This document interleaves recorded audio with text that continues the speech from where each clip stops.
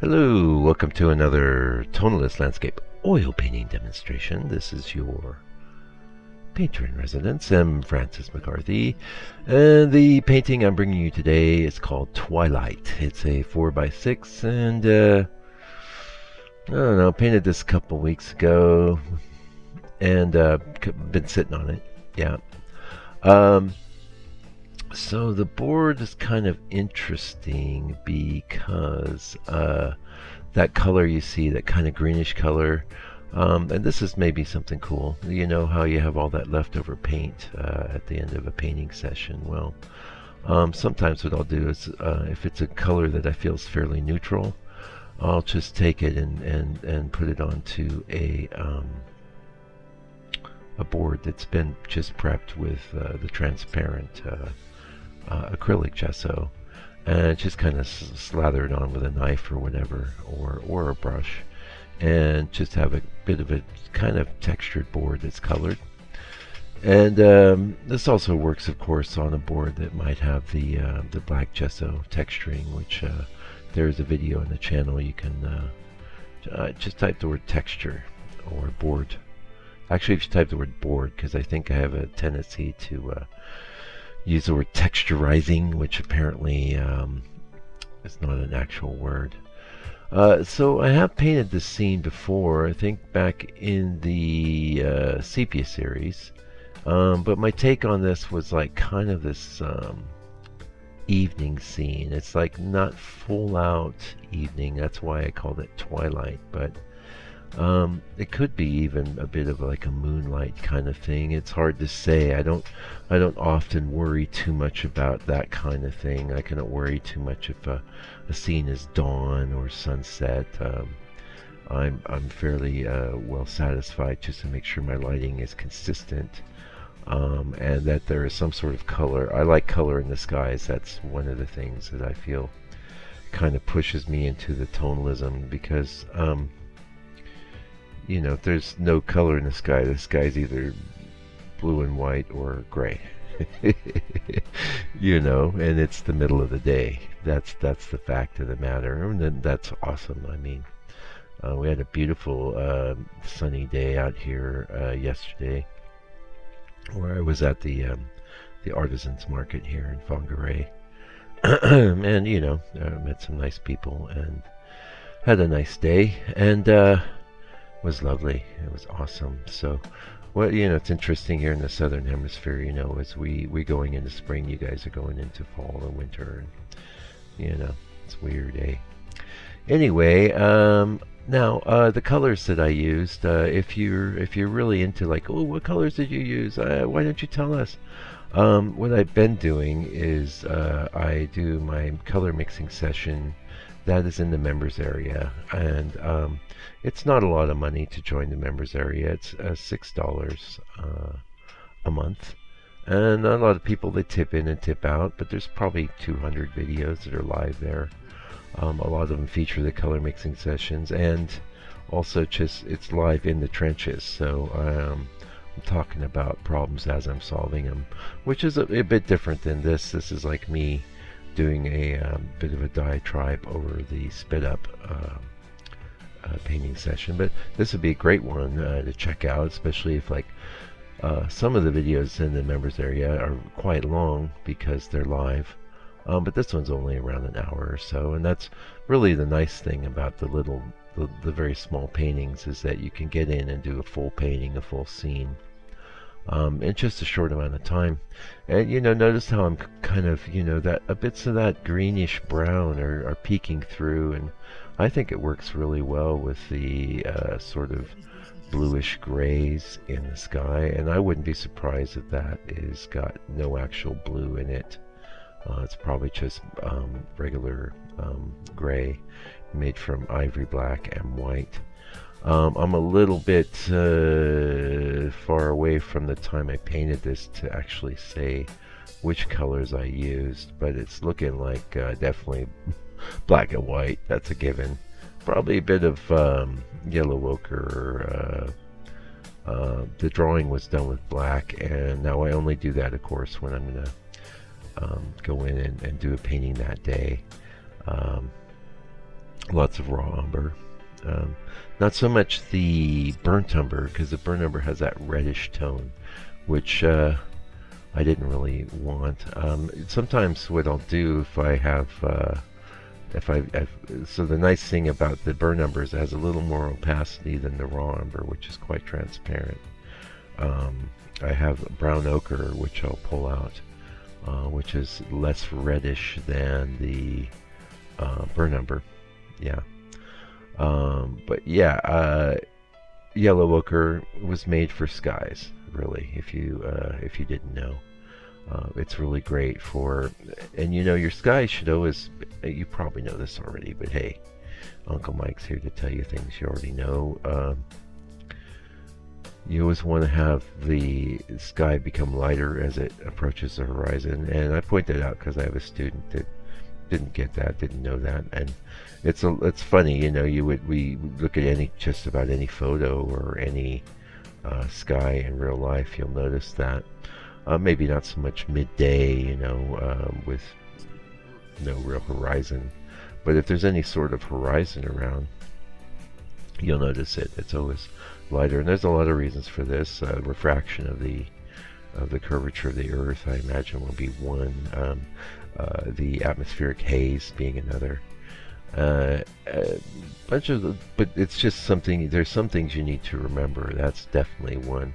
Another thing, yeah. So I had kind of an overview lesson with she's got some talent, and but no real training. So we had a session Friday. And I'll just give you a quick overview of some of the things we went over. There's like, I'm not that big on rules necessarily, but there's a few rules. There's one: the sky needs to become lighter as it progresses down. Another rule that I'm always mentioning on the channel is what I call modulation, where, like, you could see in the top bit of the sky we have a dark grayish bluey looking color on our right hand side, and on the other side there's a similar color, but it's not exactly the same. And actually you can see how that color changes as it moves across. Like, I start bringing in more browns into the blue or gray. So never miss an opportunity to change up or modulate your color. Modulation meaning that you're moving from in the realm of art anyway, it means you're moving from one color into another color, or from one value into a lighter or darker value. Yeah. Or often, usually both. Green. Okay, so we're getting into a few little greens here. Now, so many people, can spot the amateur paintings immediately because they're making their greens with something like phthalo and yellow, and they're just crazy bright, but they don't know some of the secrets. But I'm always giving you the secrets. I give you a lot of the secrets, and that's even if you're not a member. I try to impart a lot of key information, because just one key insight can change your life as a painter, no question. Okay, so the modulation, the best green that there is, I call it Mike's green, but I'm not the only guy to ever do this, of course, which is, I use a color like a acrylite yellow, which a lot of times you might, in the cheaper brands, might be called cad yellow hue. Not real cad yellow, because real cad yellow is like very expensive. It's usually PY74 or something equivalent. And acrylite yellow is a color that looks very much like cad yellow, color-wise, but is nowhere near as opaque.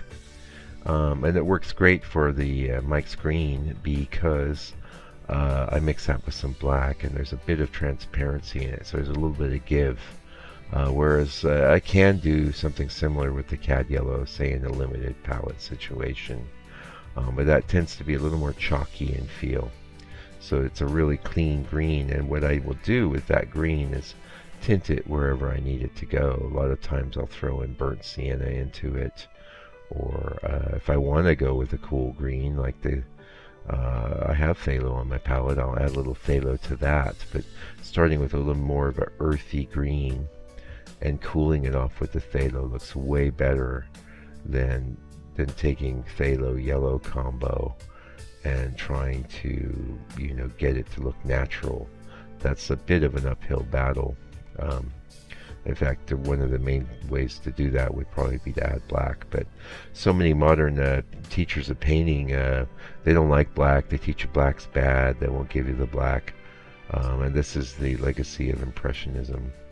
And I'm not dissing anybody, but that's not my scene. Black is incredibly useful, if for no other reason. You could have it on your palette for no other reason than to make Mike's green, to make that earthy green, which can be tinted and modulated and made into 100 different greens, all that are starting from a basis of a natural feeling. So there's a huge tip. And you know, if you people that have been with me a while, you have to forgive me if I'm imparting this tip yet again, but that's sort of the nature of things. We're always getting new people on the channel, and you know, it's pretty key. Yeah. Other stuff. So the other main thing that you may have noticed, like a lot of painters, you know, there's a lot of ways to start a painting. There's a lot of ways to do a painting, but I almost always prefer to have an underpainting or drawing than I do with actual paint. Now, some artists like to do this with some charcoal. That works fine. What doesn't work is to use graphite or pencil, because the oil paint doesn't particularly like to adhere to the graphite. So even if it seems like you've got a you know, good situation there, over time you'll see that it'll just slough off, or somehow magically the graphite pencil will magically appear through the painting. It's a real bummer, because it can be very hard to touch up without basically repainting the entire painting. So stay away from graphite, stay away from pencil. I have seen artists that break this rule, and they do so somewhat successfully. So it's just kind of a rule of thumb, you know. I know it's a good one though. Stick to charcoal, or even better, like what I like to do is just treat the like in this case I did the underpainting with black, and just treat that mentally. My attitude, my framework is that I'm drawing. I'm just using the brush with the black, and doing what's called mass drawing. And mass drawing is like a type of drawing where you're just like, you could be working with the side of a piece of charcoal, so you're just indicating masses instead of getting hung up on a bunch of little lines. And lines are so much a part of drawing that in the minds of most people there's no distinction between linear type drawing and drawing, period. But mass drawing is a different approach. So many times when you're seeing me do my underpainting, you'll see me turn the brush sideways, use the side of the brush to just indicate big swaths of tone. And when I'm doing my underpainting drawing, I'm getting some basic values in there. I'm getting some basic differentiations in lights and darks, and but mostly what I'm doing with the underpainting and drawing is getting my composition sorted out in such a way that I don't have this heavy payload of a ton of color on the canvas as I'm working things out. And I think that's very valuable. For me, it's very valuable. In fact, I have, you know, no real interest in working another way. But so what some artists do though is they'll do a block in with big chunks of actual fields of color, and that can work very well. If you've ever seen Richard Smith's book, Alla Prima, Everything He Knows About Painting, I believe in that book he has like 7 different approaches that he can use to start a painting.